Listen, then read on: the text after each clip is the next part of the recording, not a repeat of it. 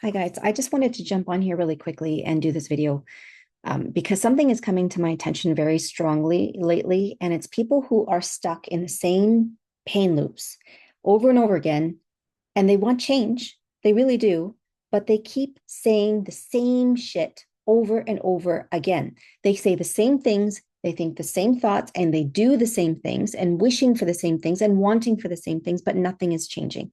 And I'm getting a little frustrated with it. Okay.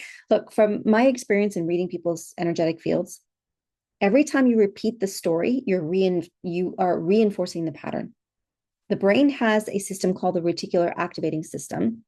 I've been working with this system with my daughter for a long time, actually several months, because this is also the same system that jerks you awake. So if you have problems sleeping because you're jerking awake, message me because I have a solution for that. But this reticular activating system listens very closely to what it is that you are saying and the thoughts that you are having. And it likes repetition. So the more you are reinforcing something, the more this reticular activating system is going to help you co-create that in the future. Just the opposite is if you want to create something new and better, you would repeat the same phrases over and over again. You're always going to be looking for something positive. Your thoughts, your, taking action, your behaviors, your patterns need to move in that direction in order for the reticular activating system to kick in and say, oh, this is a new pattern now. So that's where the repetition comes for affirmations. Not that affirmations alone can create change. They don't alone, but it's a really great start for people who are just beginning their journey or to integrate some of the work that we've already done. But back to what I was saying before, recreating the same thing over and over again, and yet asking for change. Your nervous system doesn't know whether you're trying to heal something or whether you're rehearsing it. So every time you say, thinking about him makes my chest heavy, then the brain is going to recreate that heaviness so that it can prove you right, because the nervous system always wants to create safety. And so if what you believe is that you've got this heaviness in your chest, it's going to create that for you. So your body becomes really efficient in producing the very state that it's describing. Repetition creates familiarity, even when it's painful. So if you've rehearsed the grief of betrayal, of abandonment 1,000 times, those emotions are going to be your normal. If you have feelings of unworthiness or a fear of being seen or always, bracing yourself for the next shoe that's going to drop, you are going to create these things for yourself on a loop.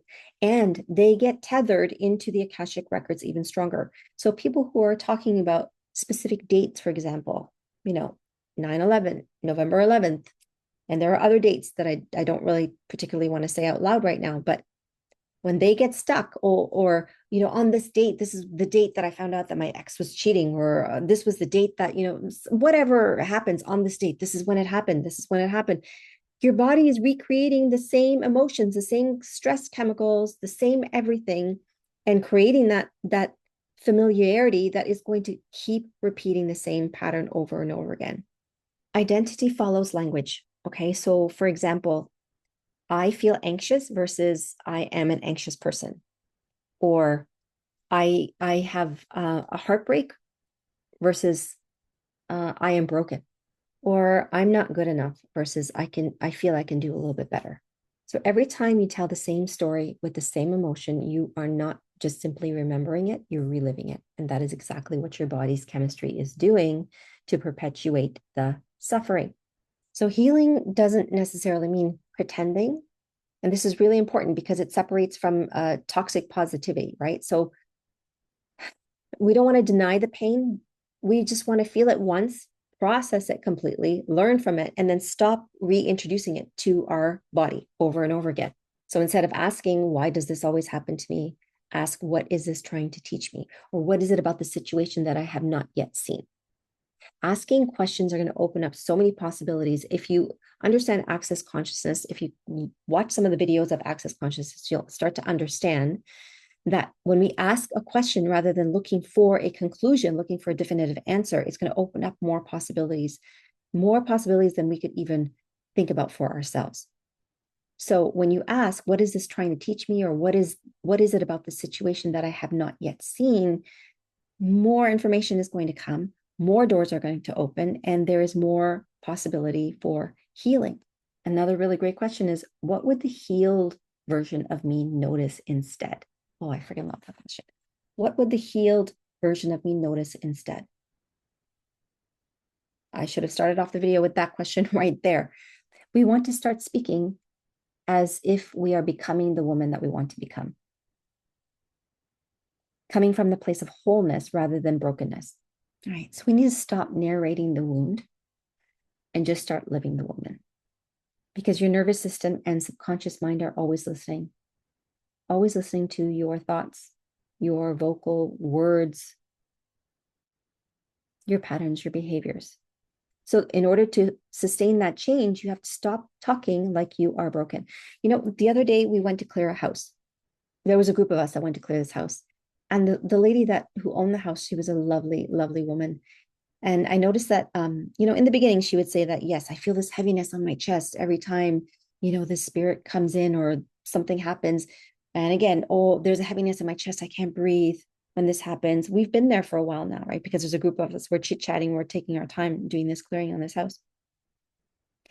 And even after we spent all this time doing the clearing, and then we cleared every single person in the room, including her, and she's feeling amazing. We start chit-chatting. She had brought some refreshments, so we were all talking, and I could hear her again. Oh yeah, every time that being is here, I feel heaviness in my chest, or every time I go upstairs, I feel this heaviness in my chest and I can't breathe. And I, you know,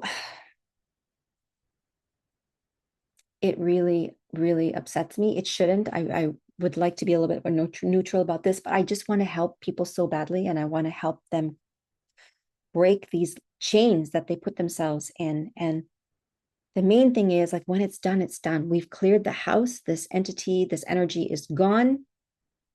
You don't have to keep reliving the past, because you are going to invite another energy exactly the same as this previous one, who's going to give you the same thing again.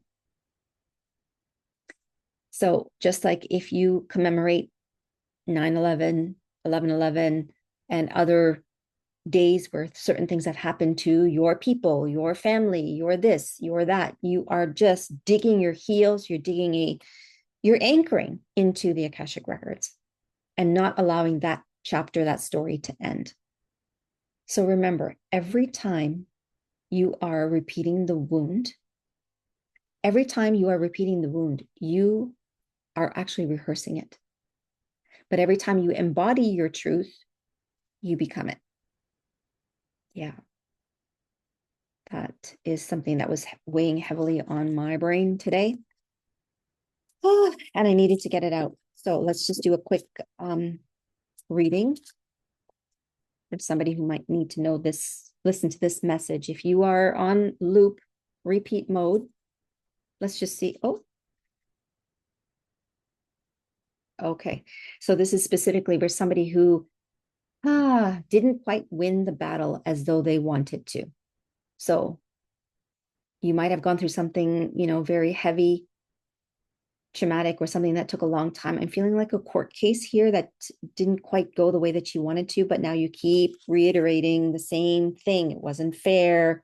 They didn't decide what they should have decided. This evidence wasn't submitted, or your opposition manipulated, whatever the hell it is. Like, we need to let it go. You're holding yourself hostage here, right? With the Two of Swords, you're holding yourself hostage. Again, I don't show the cards necessarily because I read them very differently than normal tarot card readers. A lot of it is just intuition that's coming through, and the cards kind of reinforce what it is that I'm seeing. So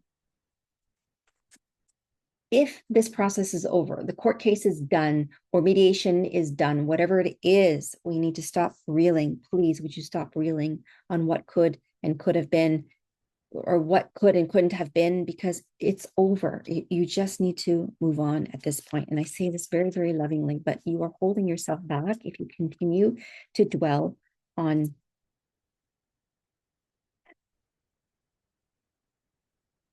this. Is literally going to make you sick.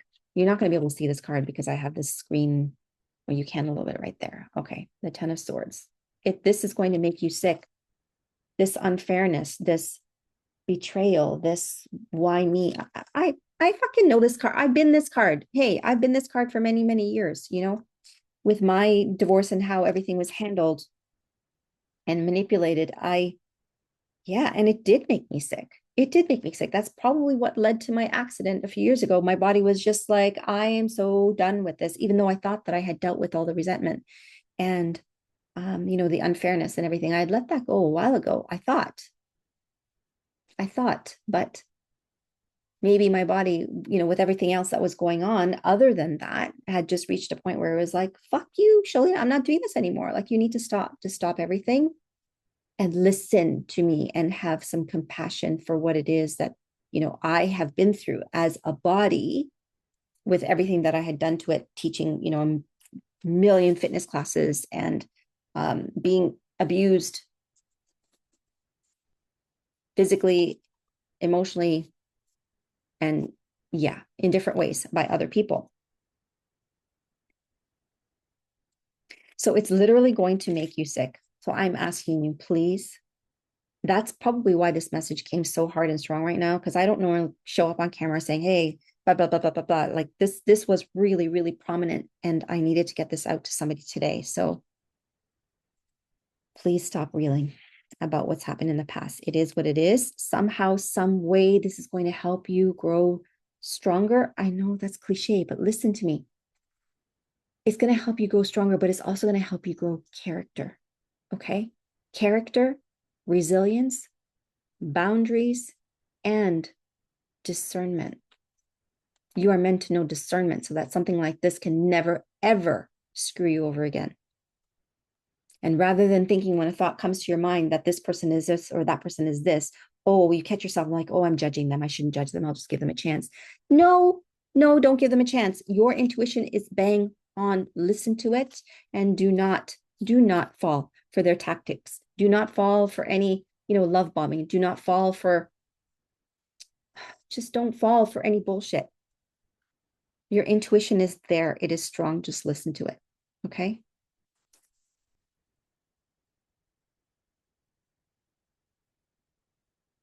Or I feel like I'm sounding very harsh. I don't mean to, but sort of I do. Ooh, the rebel card. So the light attributes are challenges authority to affect social change, rejects spiritual systems that do not serve inner needs. And the shadow attributes are rejects legitimate authority out of anger and rebels out of peer pressure or fashion, or rebels out of peer pressure or fashion.